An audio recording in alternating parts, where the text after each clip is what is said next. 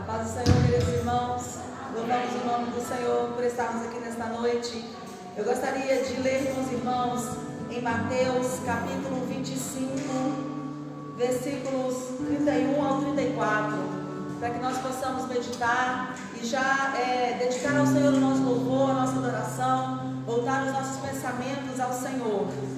Mateus 25 diz assim, versículo 31: Quando vier o Filho do Homem na sua majestade e todos os anjos com ele, então se assentará no trono da sua glória, e todas as nações serão reunidas em sua presença, e ele separará uns dos outros, como o pastor separa dos cabritos as ovelhas, e porá as ovelhas à direita, mas os cabritos à esquerda. Então dirá o rei aos que estiverem à sua direita: Vinde, benditos de meu Pai, entrai na posse do reino que vos está preparado desde a fundação do mundo. Amém? Essas palavras são as palavras que nós queremos ouvir do Senhor Jesus. Vinde, benditos de meu Pai, entrai na posse do reino que vos está preparado desde a fundação do mundo. A palavra do Senhor diz que as ovelhas reconhecem a voz do seu pastor, e nós somos ovelhas de Jesus, e precisamos diariamente, em todo o tempo, buscar do Senhor intimidade, para que possamos reconhecer a sua voz, para que possamos reconhecer o seu chamado. E nessa noite estamos aqui para ouvir o chamado do Senhor, o chamado à adoração, o chamado ao louvor, o chamado à rendição, porque para isso Ele nos resgatou, para isso Ele nos salvou, e estamos aqui tão somente para esta oportunidade maravilhosa de adorar o Senhor. Gostaria de convidar você a ficar de pé e que você possa voltar os seus pensamentos neste momento. O que eu vim fazer aqui? Adorar ao Senhor, louvar ao Senhor, me render a Ele, me entregar a Ele, abrir o meu coração, voltar a minha mente, ouvir a sua voz. Ele é o meu pastor e eu vim aqui ouvir a sua voz. Que você possa ter essa certeza no seu coração e orar ao Senhor nesta noite, neste momento, pedindo a Ele que fale ao seu coração, que fale a você, que você possa sair daqui satisfeito, alegre, preenchido com o Senhor e tendo recebido a sua mensagem nesta noite. Pai, nós o adoramos, Senhor, nesta noite. Nós louvamos o seu nome, nós engrandecemos ao Senhor e lhe agradecemos, ó Deus, pela oportunidade de estarmos aqui neste lugar. O Senhor que nos lavou, nos remiu, o Senhor nos resgatou, nos fez suas ovelhas. Ó Deus, queremos cada dia buscar estar na sua presença, buscar intimidade contigo, reconhecer a sua voz, que é o nosso pastor, e estar contigo, Senhor, na glória, na vida eterna. Pai, nesta noite, voltamos os nossos pensamentos em adoração ao Senhor e nos rendemos a Ti, Senhor. Colocamos diante de Ti todas as nossas emoções, todos os nossos planos, projetos, preocupações, alegrias, toda a nossa gratidão, Senhor. Colocamos diante de Ti nesta noite, ó Pai. Muito obrigada, Senhor. Aleluia. Adoremos ao Senhor em nome de Jesus. Aleluia. Graças a Pai, irmãos, amém. Louvado seja o nome do nosso Senhor. Essa noite estamos aqui para que juntos nós possamos adorar o Senhor, glorificar o nome santo do Senhor Jesus. Nós sabemos que só Ele é santo, só Ele é digno de toda glória, só Ele é digno de todo louvor. Então vamos pedir nessa noite para que o Senhor abra os olhos do nosso coração, para que possamos contemplar a Ele nessa noite e exaltar o seu santo nome neste lugar. Aleluia, Senhor.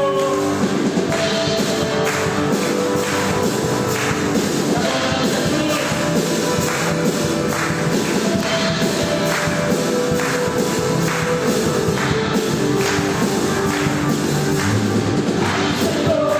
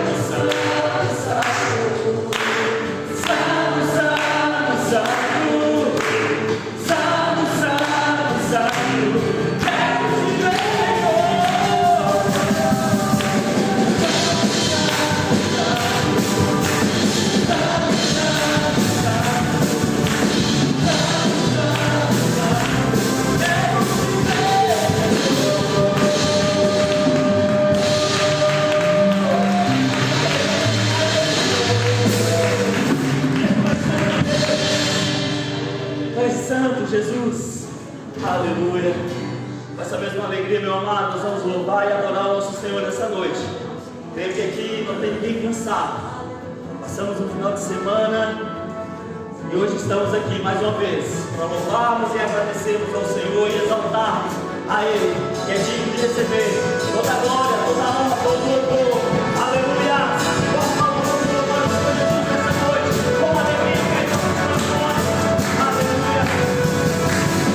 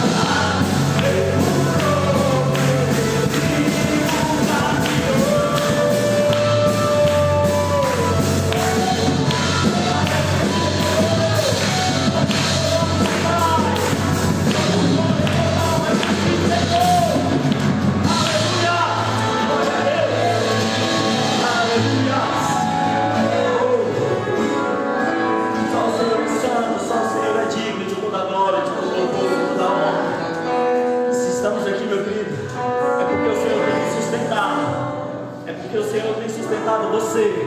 Se você está aqui nessa noite, é porque o Senhor tem cuidado de você. É por isso que nós estamos de pé. Não é por conta das adversidades, não é por conta das lutas, dos problemas, não. Estamos de pé porque é o Senhor que nos sustenta. É Ele que faz que ficamos de pé na sua presença. Vamos louvar o Senhor Jesus ainda com alegria. Glória a Deus.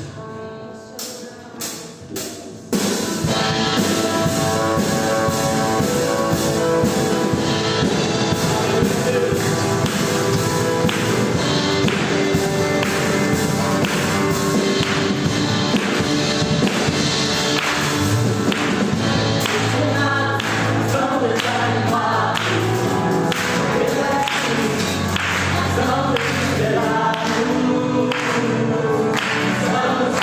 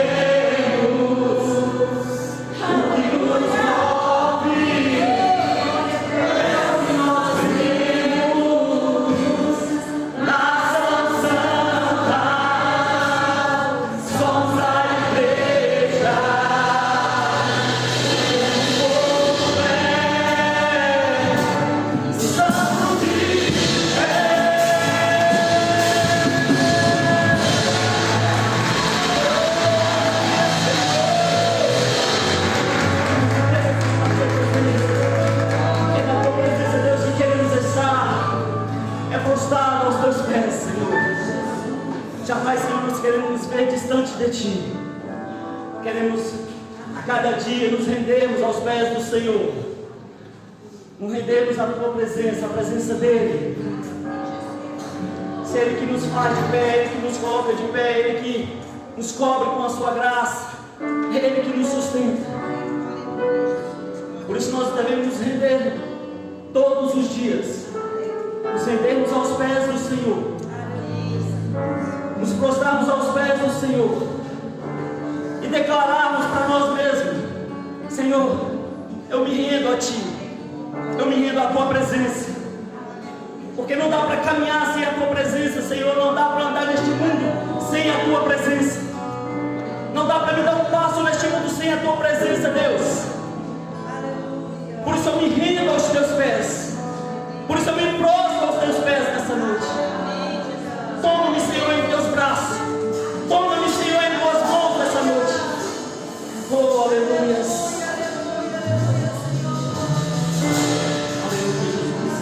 Louvado ao Senhor Jesus, vamos adorar a Ele, engrandecer a Ele, porque só Ele é digno de toda glória, só Ele é digno de todo louvor e de toda adoração.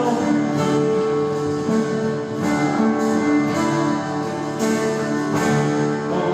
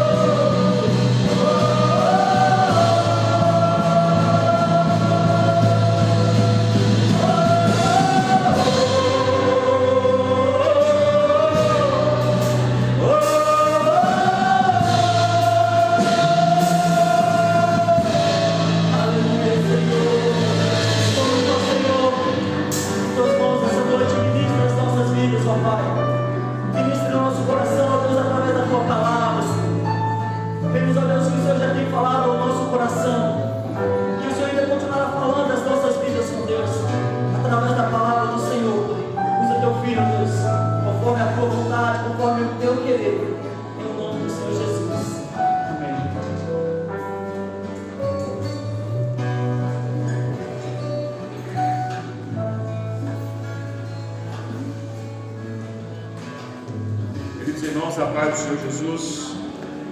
Amém. Vamos abrir as nossas Bíblias no Evangelho de Mateus, capítulo 9. Enquanto encontramos o texto, as crianças poderão se dirigir à sua sala, as crianças até 7 anos.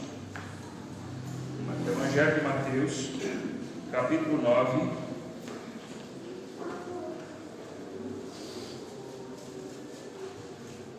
Versículo 9. Mateus 9, 9.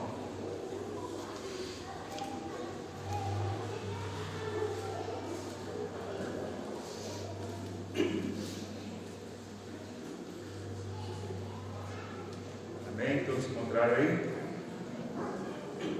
Evangelho de Mateus, capítulo 9, a partir do versículo 9, nos diz assim: Partindo Jesus dali, viu um homem chamado Mateus, sentado na coletoria, e disse: segue-me. Ele se levantou e o seguiu. E sucedeu que, estando ele em casa, à mesa, muitos publicanos e pecadores vieram e tomaram lugares com Jesus e seus discípulos. Ora, vendo isto, os fariseus perguntavam aos discípulos: por que come o vosso mestre com os publicanos e pecadores? Mas Jesus, ouvindo, disse: os sãos não precisam de médico, e sim os doentes. Ide, porém, e aprendei o que significa misericórdia quero, e não holocaustos, pois não vim chamar justos, e sim pecadores ao arrependimento. Amém. Vamos orar. Peça ao Senhor que abençoe por meio da palavra, que ministre ao seu coração, em nome de Jesus. Ore nesse instante. Pai Santo, obrigado nesta noite por estarmos aqui, obrigado pela Tua graça sobre as nossas vidas, obrigado pela Tua palavra. Nós nos rendemos de fato diante do Senhor, porque só o Senhor é digno de adoração, só o Senhor é digno de louvor. O Senhor é poderoso, está presente em nosso meio e nos abençoa constantemente. Agora pedimos que o Senhor nos abençoe através da ministração da Tua palavra. Fala ao coração de cada um de nós, como só o Senhor pode falar. Abençoa-nos aqui, Senhor, pois precisamos ouvir, precisamos das bênçãos do Senhor, no nome de Jesus. Amém. Queridos irmãos, o texto que nós lemos nos conta o momento do chamado Mateus, o apóstolo, escritor desse livro que nós acabamos de ler. Mateus era um publicano, um cobrador de impostos. Mateus era um daqueles que cobrava impostos para pagar as taxas cobradas pelo Império Romano. O Império Romano, ele estipulava valores a serem recebidos pelos povos que esse império dominava, e ali esses cobradores se organizavam como queriam e coletavam os impostos e pagavam o valor devido a Roma. Só que Roma não organizava essa cobrança de impostos, só queria receber o valor devido. Os cobradores então organizavam essa coletoria, essa cobrança, e normalmente cobrava muito mais do que era necessário para pagar a Roma e ainda assim receber um salário justo. Cobravam quantidades exorbitantes e que tornavam esses cobradores de impostos muito ricos. Mateus era um desses. Um outro muito conhecido era Zaqueu. Nós conhecemos Zaqueu, era um homem publicano, cobrador de impostos, rico. Então a maioria desses cobradores de impostos, esses publicanos, eram homens ricos, porque cobravam muito mais do que devia e arrecadava dinheiro não só para pagar o imposto para Roma, mas para si mesmos. Então Mateus era um desses homens, e ele estava ali na coletoria, ele estava ali na sua cidade para cobrar impostos, uma coletoria que arrecadava bastante fundos. Então Jesus, passando por ali, o chama para seguir. Parece que Zaqueu, não, Mateus, melhor dizendo, o publicano, ele já conhecia Jesus, ou já teria ao menos ouvido falar de Jesus. E quando Jesus passa por ele, quando Jesus se encontra com ele, e sentado ali na coletoria, exercendo o seu trabalho, um trabalho que era feito a favor do Império Romano, mas que o povo judeu não aprovava. Não aprovava porque o povo judeu não se achava bem por ser dominado pelo Império Romano, por entender que o único que poderia dominar era Deus. Não gostavam dos publicanos porque eles cobravam impostos exorbitantes. Então Jesus está ali diante desse homem que não era bem quisto pelo seu próprio povo. Então Jesus chama Mateus, que estava ali trabalhando. E Mateus, então, ao ouvir Jesus dizer, segue-me, ele entende perfeitamente o que Jesus está dizendo. Jesus não está chamando Mateus para tomar um café, Jesus está chamando Mateus para ir a uma festa, Jesus não está chamando Mateus para ir a uma partida de futebol. Não, Jesus não está chamando Mateus para ir a um casamento. Jesus está chamando Mateus para segui-lo, para torná-lo seu discípulo, para tornar seu apóstolo, para andar com ele. E a palavra de Deus nos diz que Mateus então segue a Jesus, se levanta e segue a Jesus. Quando a palavra de Deus diz que Mateus se levanta e segue a Jesus, ele deixa a coletoria, ele deixa para trás o seu trabalho, ele deixa para trás o seu serviço. Ali diante das autoridades, caracterizava um abandono do seu serviço. E portanto ele era substituído, e havia muitos que queriam estar no lugar de um publicano, porque afinal de contas era uma coisa lucrativa, era uma coisa rentosa. Apesar de não ser querido pelo seu povo, se tornava uma pessoa rica, se tornava uma pessoa influente, se tornava uma pessoa poderosa. Mateus então abandona a coletoria, larga o seu lugar para que outro ocupe.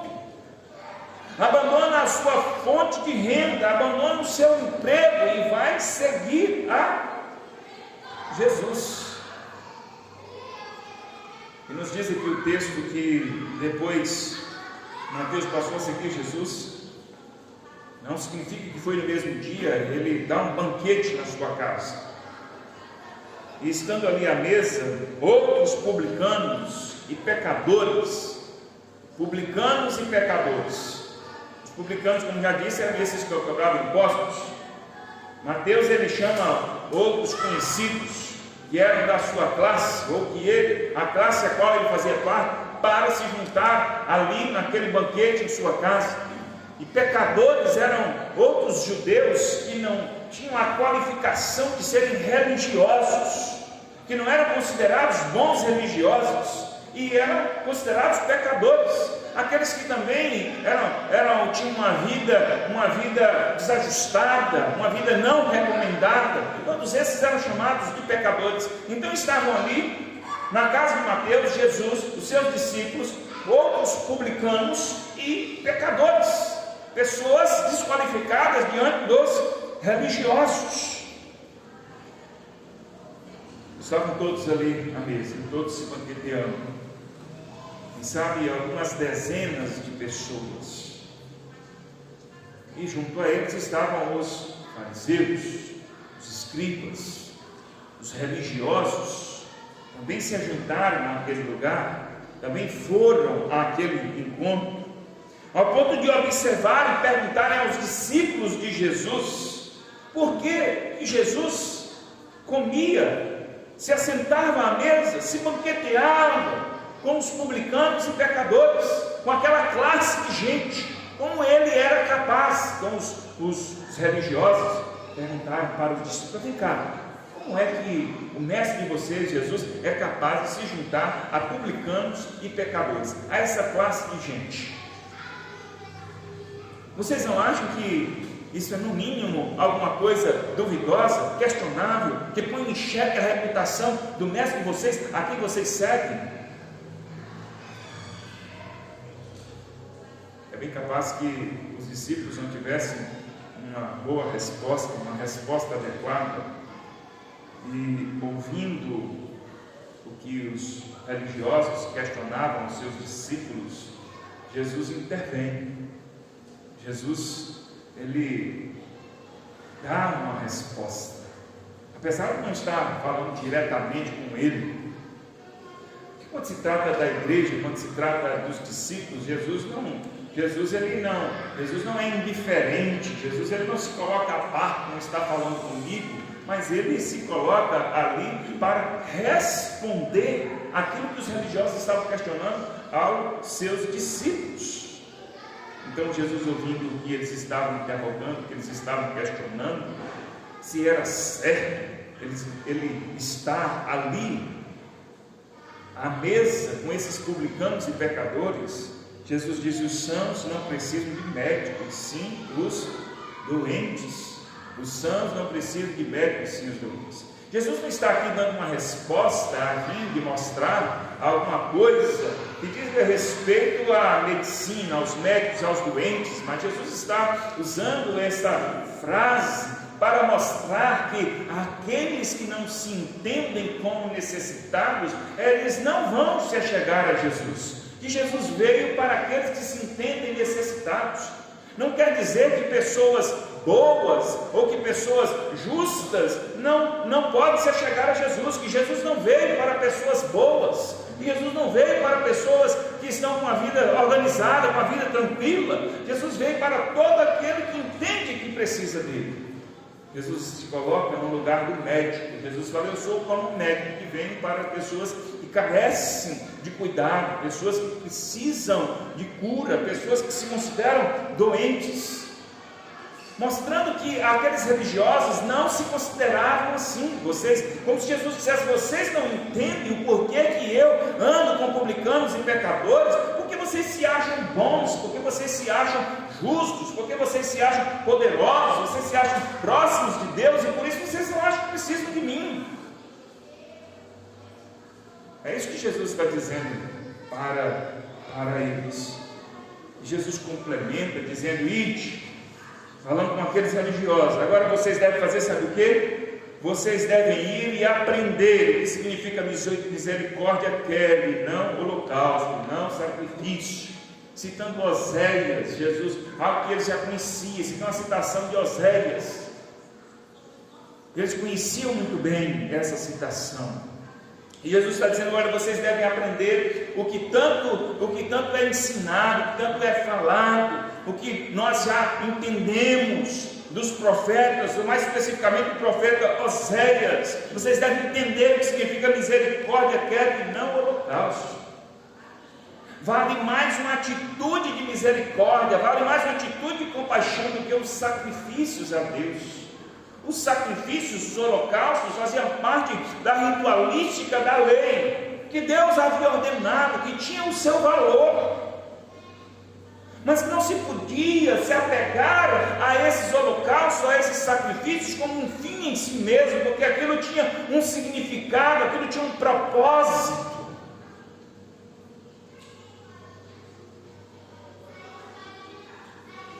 Quando a pessoa fazia um sacrifício, muitas vezes pelo seu pecado, não resolvia simplesmente fazer um sacrifício sem entendimento, sem se arrepender dos seus pecados. Então Jesus está dizendo assim: vocês precisam aprender o que é viver além das práticas religiosas ou das práticas ritualísticas e entender de fato o que é a vida com Deus. O que é de fato viver com misericórdia, o que é de fato honrar a Deus, o que é de fato viver a vontade de Deus. Jesus diz: eu não vim chamar justos e sim pecadores ao arrependimento. A misericórdia de Deus, ela vem sobre quem carece de misericórdia. É isso que Jesus está dizendo. É como se Jesus perguntasse a eles assim: a quem vocês acham que está destinada a misericórdia de Deus? A vocês? A esses outros? A todos que entendem que necessitam? Jesus diz: eu vim para esses que necessitam da misericórdia do Senhor, para esses que necessitam de arrependimento, para esses que se consideram pecadores. Eu não vim para aqueles que se acham justos, para aqueles que se acham bons, para aqueles que se acham super corretos, para aqueles que se acham próximos de Deus e não estão. Jesus vai dizer mais adiante a esses religiosos que Isaías profetizou a respeito deles, Vocês me honram com os lábios, com a fala de vocês, com palavras, mas o coração de vocês está distante de mim. Jesus então diz: ide e aprendei, que significa misericórdia quero, e não sacrifício. Não é que Deus tenha dito que o sacrifício não tenha valor, mas foi Ele mesmo que ensinou. O sacrifício tem valor quando se entende o propósito de vida com Deus, de rendição, como cantamos, de se humilhar diante do Senhor, de aceitar a misericórdia do Senhor e ser misericordioso com aqueles que também necessitam da misericórdia do Senhor.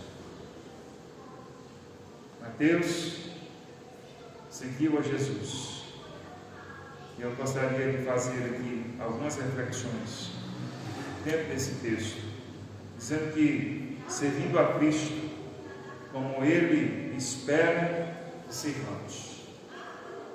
Esse texto nos mostra que tem tantas coisas que nós devemos servir a Cristo como Ele espera que a gente sirva. Quando eu digo que nós devemos servir a Cristo como Ele espera que a gente sirva, é que não cabe aqui a gente servir a Cristo do modo como nós queremos. Que não cabe aqui em lugar nenhum, que não cabe na vida cristã nós servirmos a Cristo com o nosso formato, com a nossa ideia, com o nosso jeito, com o nosso projeto, com o nosso plano. Nós precisamos servir a Cristo como Ele espera que a gente sirva. Como é que Cristo espera que a gente sirva a Ele? Conforme a palavra nos ensina. Afinal de contas, nós conhecemos a Cristo, nós conhecemos a vontade dEle como? Através da sua palavra. Então é através da palavra que nós aprendemos a servir a Cristo como Ele deseja, como Ele espera que a gente sirva. E não serve de outro jeito. Não serve. Até dá para a gente pensar que serve a Cristo do nosso jeito ou de outra maneira. Mas servir a Cristo de verdade só tem um jeito. Há um único caminho, há uma só fé, há um só Senhor. Você pode ler toda a Bíblia. Nunca é ensinado vários jeitos, vários caminhos, várias formas de servir ao Senhor, de estar diante dEle. Só serve se servirmos como Jesus espera. Não há outro jeito, não há outro caminho. Nós precisamos nos render a Cristo, a servir como Ele espera que a gente sirva. A primeira coisa que eu quero colocar é que não se pode servir a Cristo sem entender que é pecador. Ninguém pode de fato servir a Cristo sem entender que é pecador. Jesus disse que veio chamar pecadores para o arrependimento. Ninguém pode servir a Cristo sem entender que é pecador. Entender que é pecador é entender que nós temos uma carência, que nós temos um problema a ser resolvido, e esse problema se chama pecado. Ninguém pode servir a Cristo sem entender: eu sou pecador. Ninguém pode servir a Cristo sem entender que nós não somos perfeitos, e a razão da nossa imperfeição é que nós somos pecadores. Quando nós olhamos à nossa volta, a gente vê tanta luta, tanta dificuldade, tanta coisa ruim. A gente vê o homem destruindo o próprio homem, o homem fazendo guerras, o homem tirando a vida do próprio homem. Por quê? Porque somos pecadores. Jesus veio para nós, pecadores. Não se pode servir a Jesus se não entendermos que é uma necessidade, como pecadores que somos, recebermos a graça e a misericórdia de Cristo. A segunda coisa, que não se pode servir a Cristo sem entender que Ele é a cura para o pecado.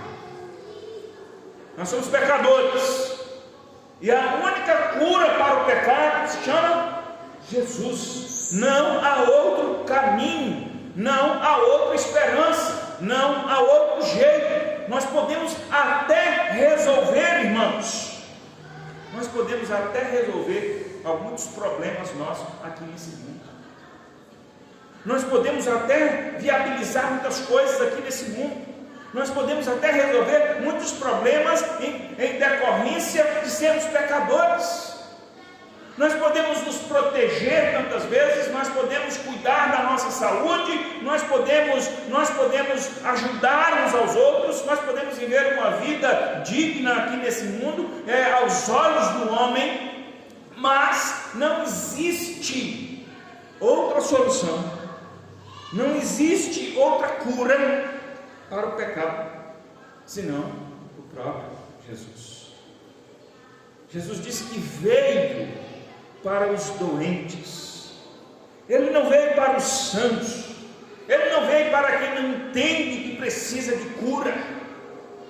A gente pode até, meus irmãos, a gente pode até cuidar da vida da gente aqui, achar que a vida da gente está boa, e pode até estar mesmo. A vida terrena tem seus aspectos de uma vida boa. Por exemplo, se a gente tem saúde, e a gente tem uma boa família, a gente tem recursos financeiros, recursos materiais, a gente tem boas amizades, a gente mora num lugar agradável, a gente gosta da vida que a gente tem, aí a gente diz assim: essa é a vida que eu pedi para Deus. E pode acrescentar aí qualquer outra coisa que você quiser. Você tem saúde, família, amigos, dinheiro, bens, uma vida confortável. Aí você diz assim: essa é a vida que eu pedi para Deus. É uma vida boa, é uma vida que todos nós queremos ter, ou não? Não acredito que alguém aqui fale assim: não quero ter essa vida boa, não quero ter essa vida confortável, não quero ter essa vida com saúde, não quero ter uma boa família, bons amigos, eu não quero ter uma vida agradável, não quero ter uma vida, não quero ter dinheiro, não quero nada disso. Todos nós, de algum modo, queremos isso. E se a gente tem tudo isso, a gente tem uma boa vida aqui nesse mundo. Então, com trabalho, com dinheiro, com dedicação, a gente pode até ter todas essas coisas. E há muita gente que tem. Há muita gente que consegue ter essa vida. Mas isso, meus irmãos, não resolve o problema do pecado. Isso não cura o homem do pecado. Você pode ter uma boa família, você pode ter boa saúde, você pode ter um bom trabalho, boa renda, pode ter riqueza, você pode ter satisfação na sua vida terrena, mas isso não muda a condição do homem ser pecador.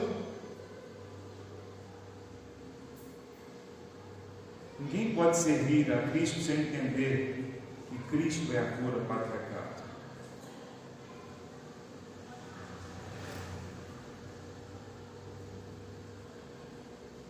A gente pode resolver tudo isso aqui na vida terrena, mas a gente não resolve uma coisa muito simples: a vida pós-terrena.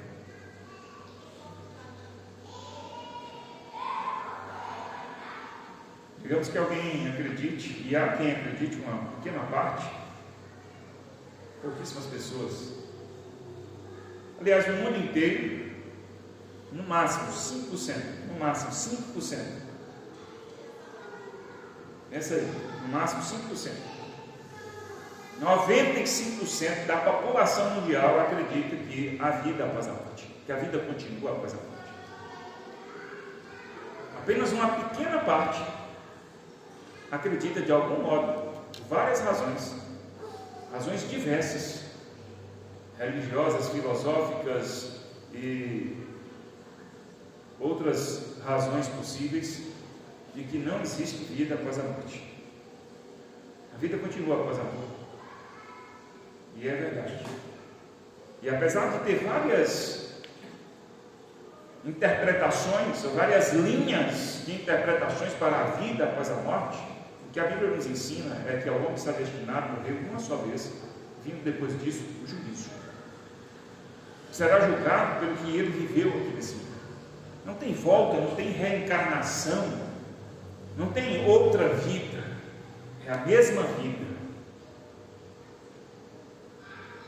E o que acontece após a morte? Qual é o destino de cada um de nós? O que acontece nesse juízo do qual a Bíblia nos fala? Isso tem a ver com como nós vivemos aqui. Isso tem a ver se nós entendemos que Jesus é a cura do pecado ou não, que vai fazer toda a diferença para nós. A gente pode até resolver a vida terrena, mas e a vida pós-morte? Não há ninguém que acredite que não existe a morte. A morte é implacável. A morte é irrefutável. A morte é inegável. Ninguém pode negar a morte. E a Bíblia diz por que nós morremos. Sabe por quê? Por causa do pecado.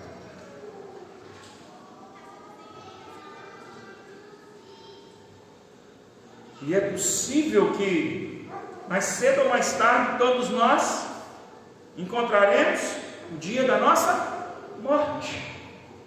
Pode ser hoje, amanhã, daqui 1 ano, daqui 50 anos, daqui 80 anos, daqui 100 anos, eu não sei. E aí? Depois disso, você lutou pelo quê? Você lutou pela sua casa, pelo seu carro? Você lutou pelo seu bem-estar, pela sua saúde? Você lutou pela sua família?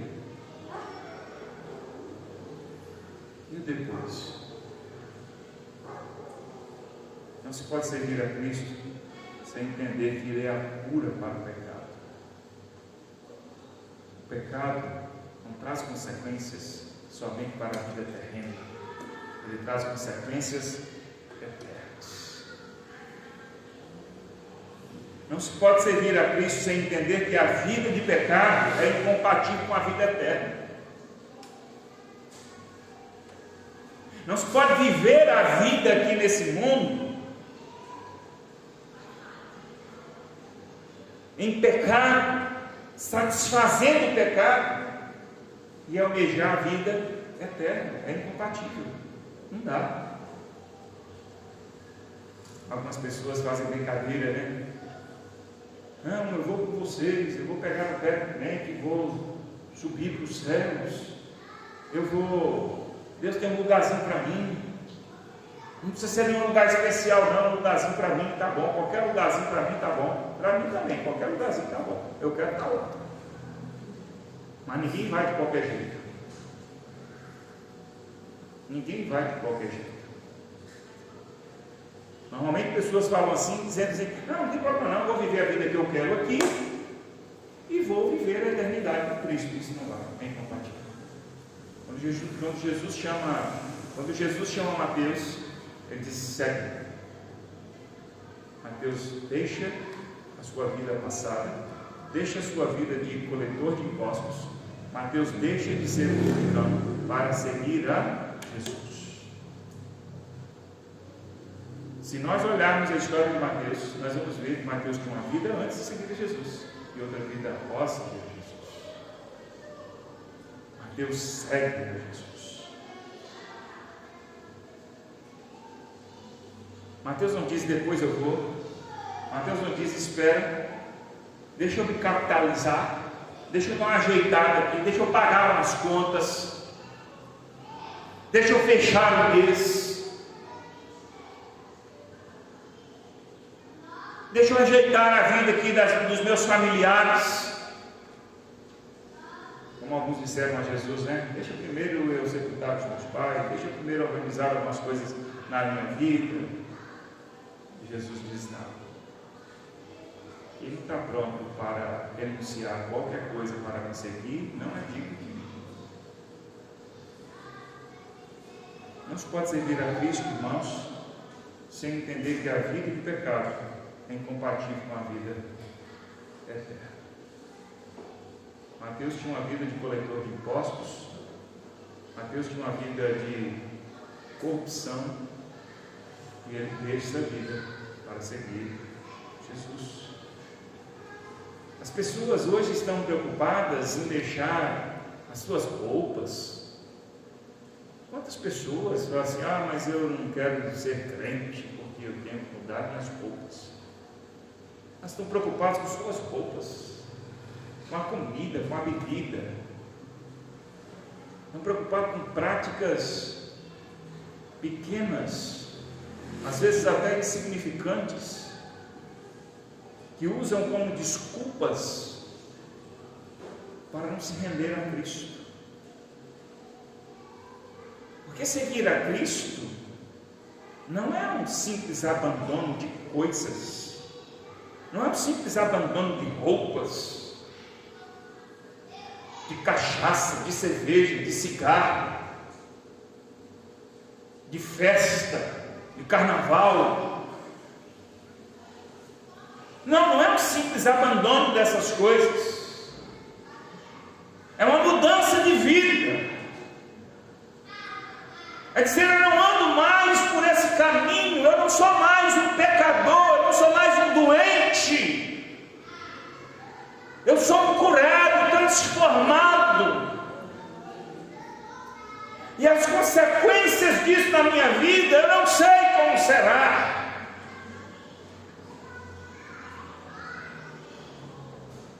Se as roupas mudam ou não, se come, se bebe, muda ou não, se usa ou não, vai mudar ou não, não importa. Isso é decorrência da caminhada e da vida com Cristo.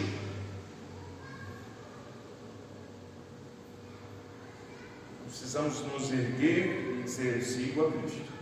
Não se pode servir a Cristo sem entender que a vida de pecado, quando eu falo a vida de pecado, não é apenas uma vida prática, é a vida de entendimento: eu sou pecador.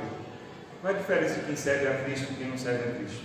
É que quem serve a Cristo entendeu assim: eu sou pecador e meu destino é perdição eterna, mas eu creio em Cristo, porque Ele pagou o preço para me resgatar da perdição eterna.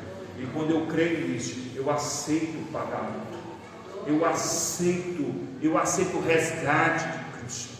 É pela fé, eu não preciso fazer nada, eu não preciso pagar nada, eu só aceito que Ele pagou o resgate por mim e me entrego a Ele pela fé e vou viver para Ele, fazer a vontade de Deus e servi-lo como Ele espera que eu sirva.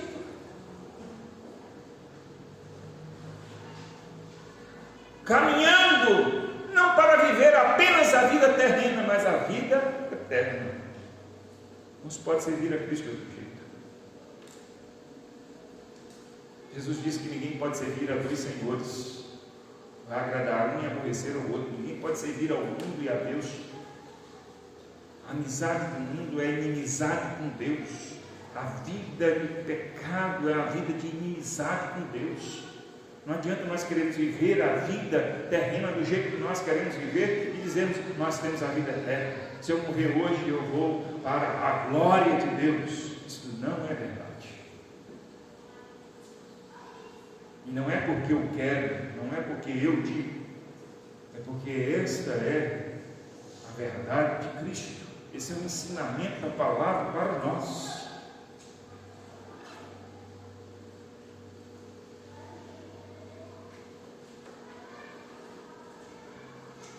Nós precisamos viver uma vida compatível com a vida eterna.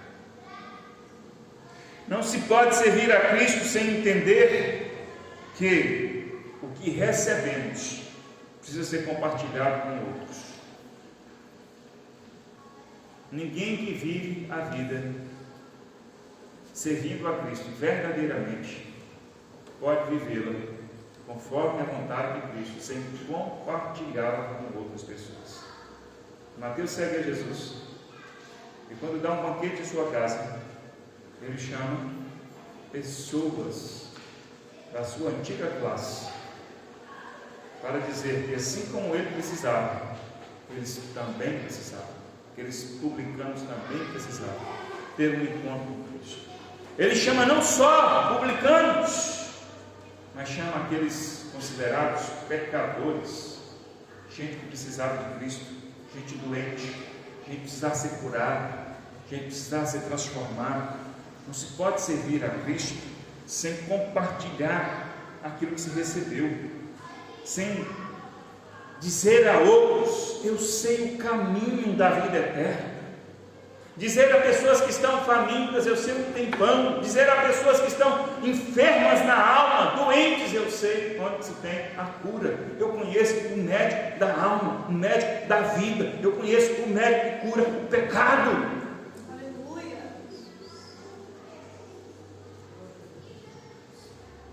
Não se pode servir a Cristo sem entender que o que nós recebemos precisa ser compartilhado com as pessoas. Por isso nós pregamos o Evangelho. Por isso não nos escondemos, por isso precisamos ser luz, ser sal, por isso precisamos compartilhar. Não é apenas dizer você precisa ser crente, não é querer que as pessoas se tornem batistas, se tornem crentes, mas se tornem servas de Cristo, encontrem a cura para a alma. Se entendemos que isso é algo realmente valioso, se entendemos que isso é algo realmente precioso, nós podemos e devemos compartilhar com outras pessoas.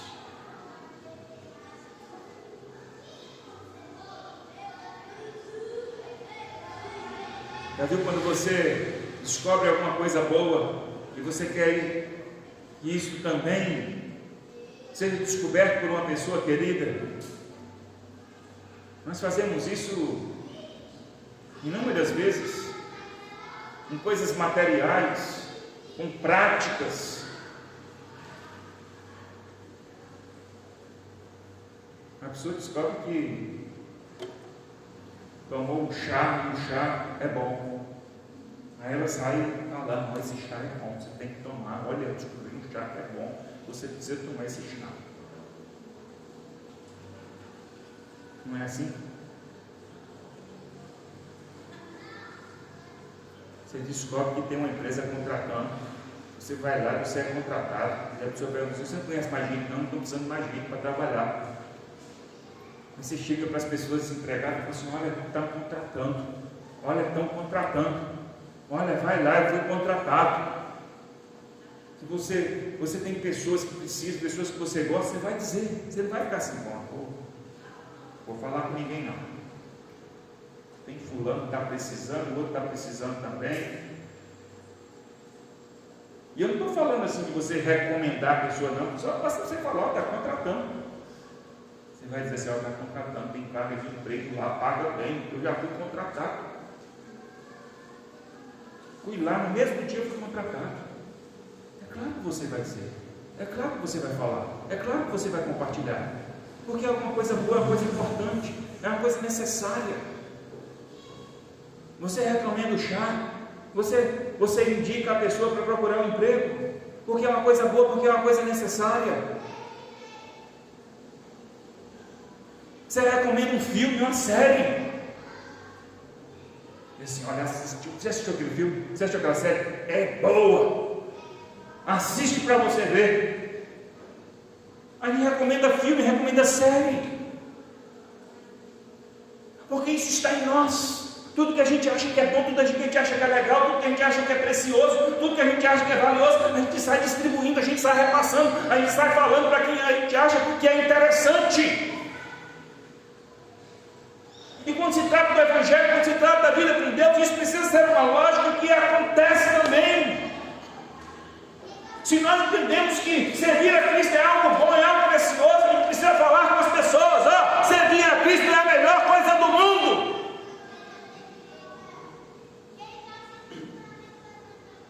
Quando você para e olha para a vida, e olha para todos os lados e fala assim: o que significa a vida? O que significa viver nesse mundo?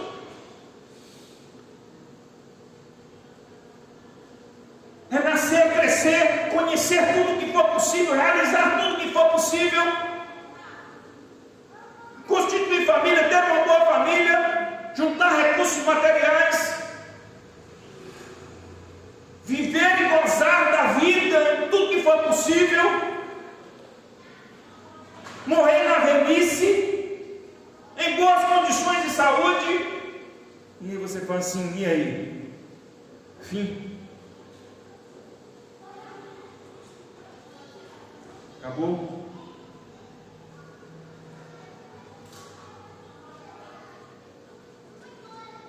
O grande problema com isso aqui,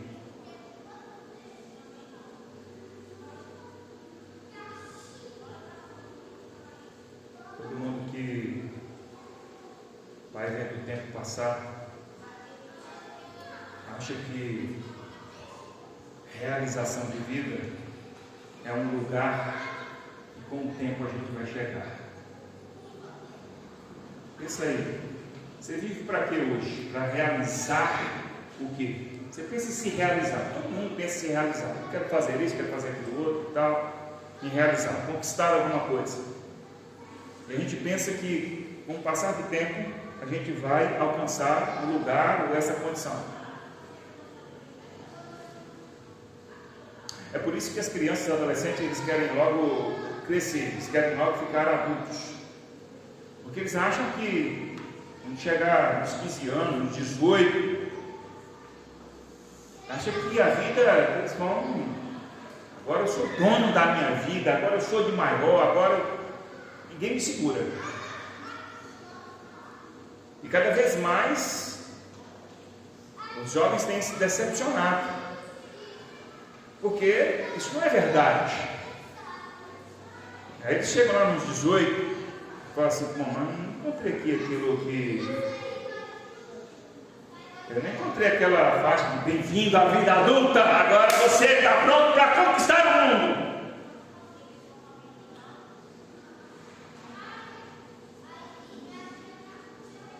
Você chega, cadê?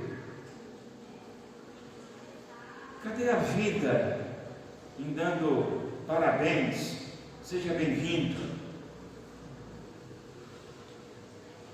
Todas as realizações que você vai conquistar. Aí muita gente já começa a se frustrar aí. Aí você fala, não. Cabeça erguida, seguindo em frente. Vou realizar, vou conquistar, vou fazer. Segue em frente, estuda, trabalha, realiza, empreende tantas coisas. Constitui família.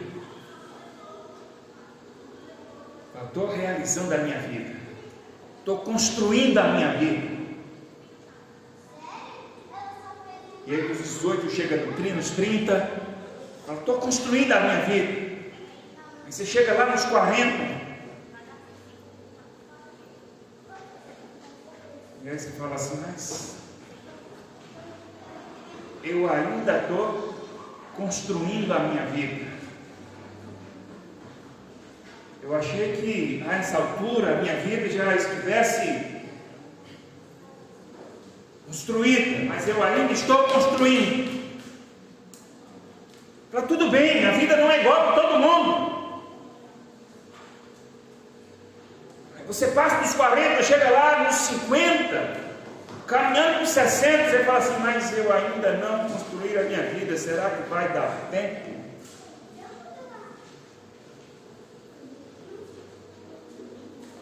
Será que eu ainda não cheguei lá? Será que vai? Eu acho que eu estou atrasado. Eu acho que as coisas não caminharam como eu gostaria, como eu imaginava. Aí passa dos 60, e a pessoa diz assim, uma coisa deu errado, não consegui construir a minha vida como eu imaginava, não cheguei lá. 70, 80 anos, e a pessoa diz, meu Deus, o que foi isso que aconteceu? A vida passou num segundo, e estou eu aqui.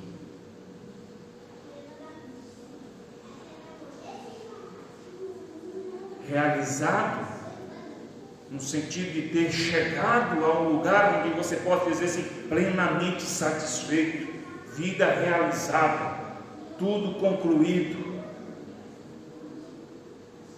Absolutamente ninguém.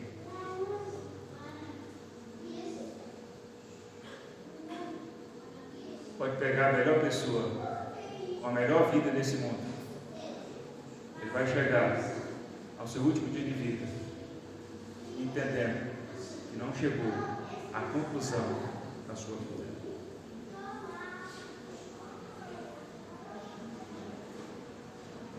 Por isso, a vida só faz sentido quando a gente olha para além da vida eterna, que aí sim é o lugar que anseiamos chegar.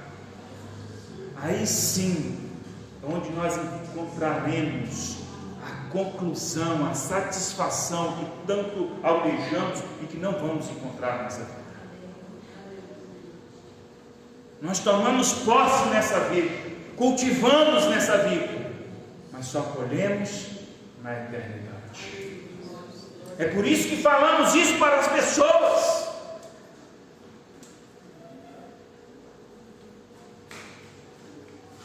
É por isso que não nos omitimos, não nos escondemos. Aqueles que não servem a Cristo, dizem assim, você precisa servir a Cristo, não é para me agradar, não. É porque isso é bom para você.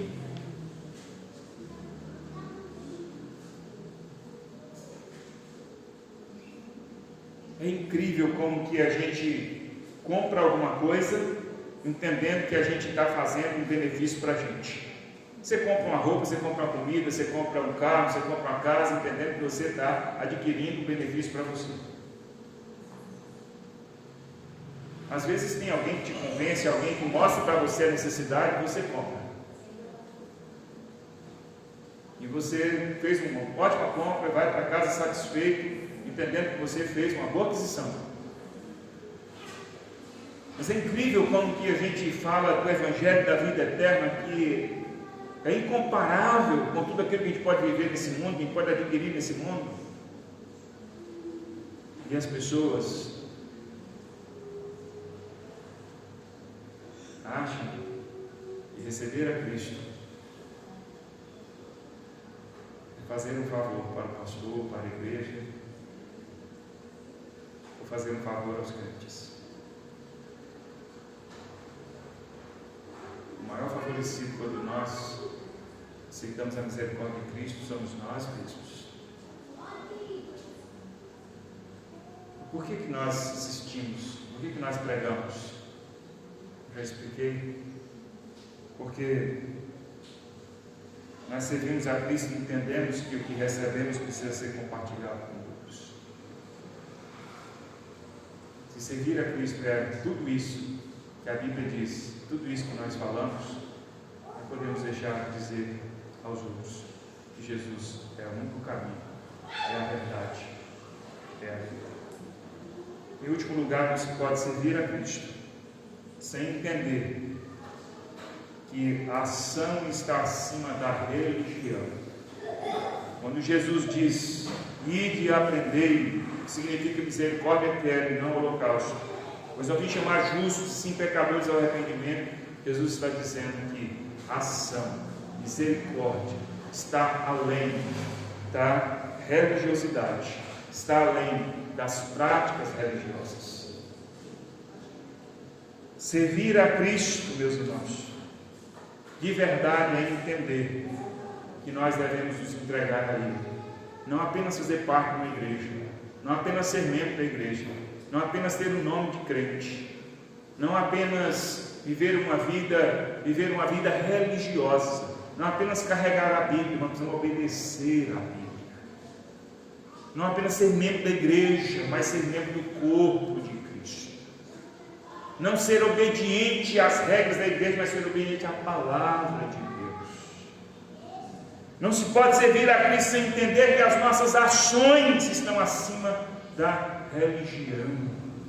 A religião, às vezes, que pode até estar internalizada em nós, mas se não tiver ação, por isso Jesus diz, e de aprender. Vivam isso. Aprender aqui não é aprendizado intelectual, mas é aprendizado de vida, de ação, de prática.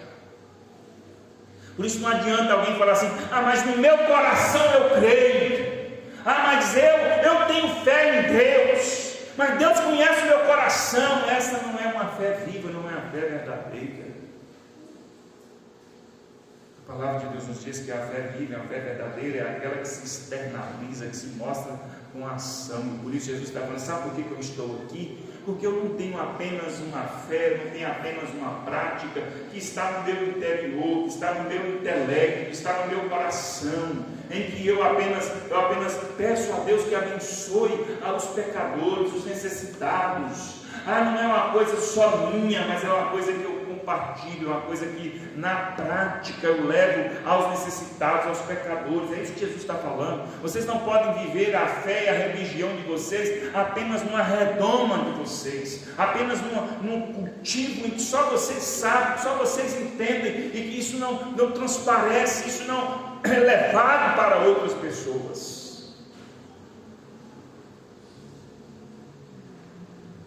Há muita gente amiga do Evangelho, há muita gente que tem uma fé pessoal, mas não é uma fé pessoal em Cristo, é uma fé privada, particular. Você vai, e quando está diante do Evangelho, ela diz assim, mas eu creio em Deus, eu tenho fé, Deus conhece o meu coração. Ou seja, é uma coisa totalmente particular, é uma coisa totalmente da pessoa, é uma coisa totalmente privada, não é nada que se traduz em ação. Essa pessoa, ela entende que vive uma fé que é dela e de Deus. Isso é religiosidade. A palavra de Deus fala assim, a sua fé sem obras, sem ação, é uma fé morta. Tiago nos diz isso. Jesus disse, misericórdia quero, e não sacrifício. O sacrifício significa religiosidade. Misericórdia é a ação, é a prática. Portanto, pessoas dizem, eu não preciso ir para a igreja, não preciso carregar a Bíblia, eu não preciso fazer o que os outros fazem, eu não preciso de pastor, não preciso de irmãos, não preciso de nada disso. Deus não está só lá na igreja, Deus não pertence, tudo isso é verdade. Não é a Bíblia que vai te salvar, não é a igreja que vai te salvar, não é o pastor que vai salvar ninguém. Tudo isso é verdade, mas é verdade que quem realmente crê em Jesus, vive em comunhão na igreja, se apega à palavra, obedece a Cristo, quem realmente serve a Cristo, mostra na prática a sua vida com Cristo, mostra na prática uma vida misericordiosa, mostra na prática que não tem apenas uma vida religiosa, mas uma vida de ação, de exercício na fé, que abençoa a si mesmo e abençoa outras pessoas. Portanto, devemos servir a Cristo como Ele espera que sirvamos, e não de qualquer jeito, e não do nosso jeito apenas, mas do jeito de Cristo, e que o nosso jeito se torne cada dia semelhante ao jeito de Cristo, para servirmos como Ele quer, como Ele espera que nós sirvamos a Ele, como fez Mateus, largando a sua vida, largando tudo para servir a Cristo. Que seja assim na vida de cada um de nós, em nome de Jesus. Põe-se de pé no seu lugar, vamos orar.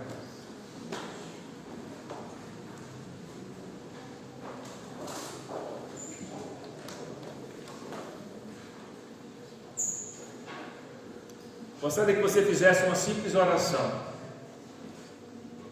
que fosse uma oração verdadeira, sincera. Se você não pode fazer essa oração, não faça. Faça outro, diga: Deus, eu não posso fazer essa oração, ou eu não quero fazer essa oração, não me importo com essa oração, mas eu peço que você ore, peço que você fale com Deus, de algum modo.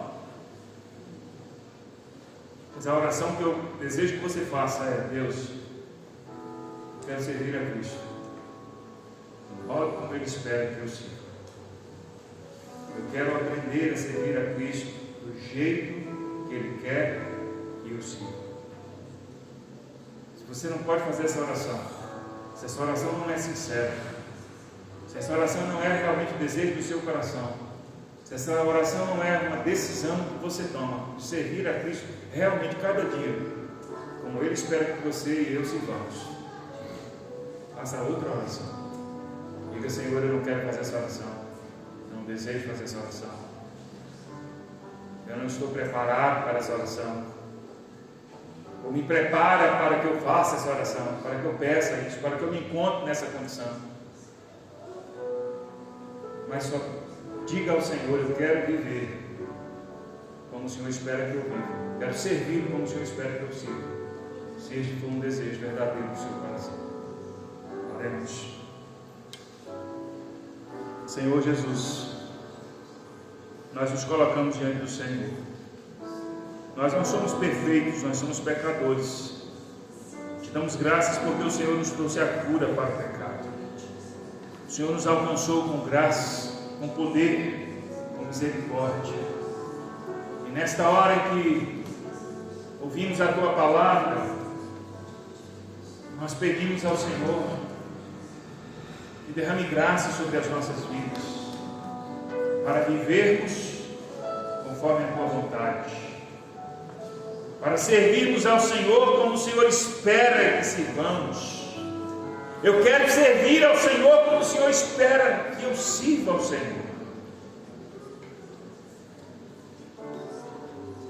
Nos ajuda, Senhor, a deixar de lado os nossos jeitos, os nossos enganos, as nossas carnalidades, os nossos medos, o nosso anseio, o nosso desejo de controlar a própria vida e colocar-nos diante do Senhor e dizer: Senhor, eu me rendo a Ti, controla a minha vida, faz em mim a Tua vontade, faz em mim o Teu querer. Eis-nos aqui, Senhor. Seja feita a Tua vontade em nossas vidas. Às vezes, Senhor, nós temos medo, receio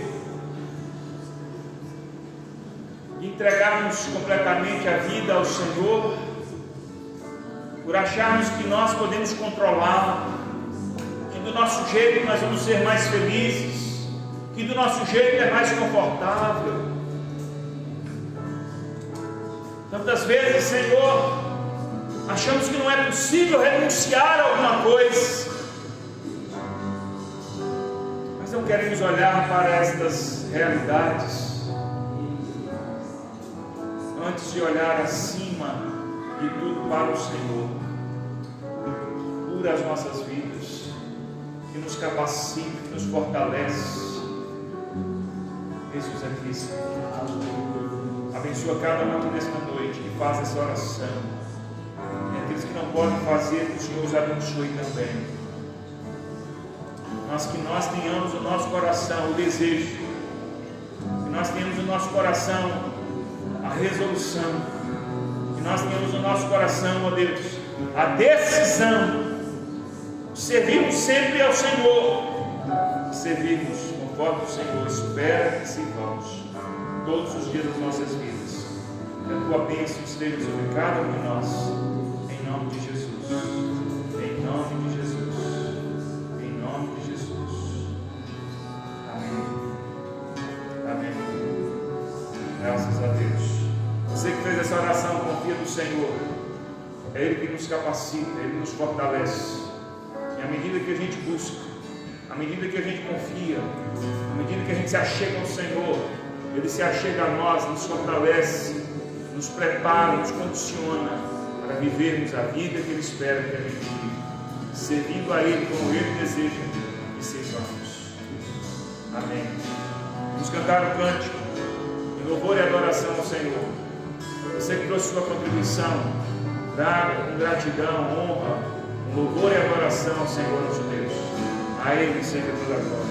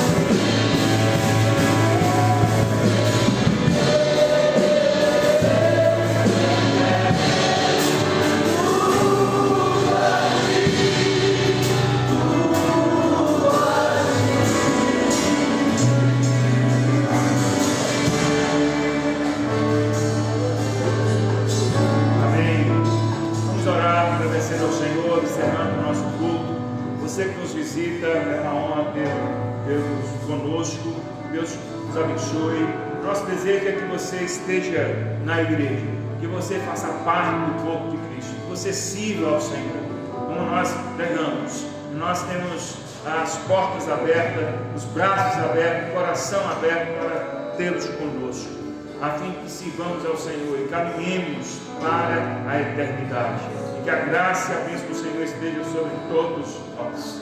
Vamos orar agradecendo ao Senhor nesse instante, por esse dia, agradecendo ao Senhor pela vida, agradecendo ao Senhor por tudo que Ele tem feito. Pai, muito obrigado. Graças te damos por esse dia, pela oportunidade de estarmos aqui. Graças te damos, ó Deus, pela oportunidade de cultuarmos ao Senhor. Obrigado, Senhor. Recebe a nossa adoração, nosso culto é para o Senhor, somente para o Senhor. Só o Senhor é digno de ser adorado. Obrigado pela comunhão, Senhor, por cada irmão que tem servido ao Senhor, que tem perseverado, que tem andado nos teus caminhos, ó Deus, que tem prosperado, ó Deus, nos teus caminhos. Muito obrigado, Senhor. Muito obrigado, ó Deus, pelas realizações do Senhor nas nossas vidas. Acima de tudo, obrigado porque o Senhor é fiel e está presente. As tuas promessas se cumprem em nossas vidas, ó Deus. Pai, obrigado por essa semana que está começando, que seja uma semana de bênçãos, que seja uma semana, ó Deus, próspera na vida de cada um de nós. Que o Senhor nos guarde, nos livre do mal, que o Senhor conduza os nossos passos e que em todo instante, onde estivermos, o Senhor seja adorado, seja honrado através das nossas vidas. Que a tua bênção esteja sobre cada um aqui, Senhor. abençoa a saúde, abençoa a família, abençoa o trabalho, os estudos, os planos, os projetos de cada um, ó Deus. Que neste mundo a gente viva a vida, ó Deus, agradável diante do Senhor, caminhando para a eternidade, onde concluiremos e chegaremos à plena satisfação. Mas até lá, viveremos aqui, Senhor, seguindo em frente, honrando ao Senhor, servindo ao Senhor, enfrentando, ó Deus, dia após dia, a vida como ela tem que ser, confiando somente em Ti. Que a Tua graça, Teu amor, a Tua paz esteja sobre todos nós, em nome de Jesus. Que o amor de Deus, o nosso Pai Celeste, que a graça do nosso Senhor e Salvador Jesus Cristo, e a comunhão do eterno Espírito Santo esteja conosco, seja com todo o povo de Deus, hoje e sempre. Amém. Deus te abençoe. Fique na paz do Senhor Jesus. Se assente em um momento de oração e gratidão a Deus. Enquanto dirige a porta, me despedirei de cada um.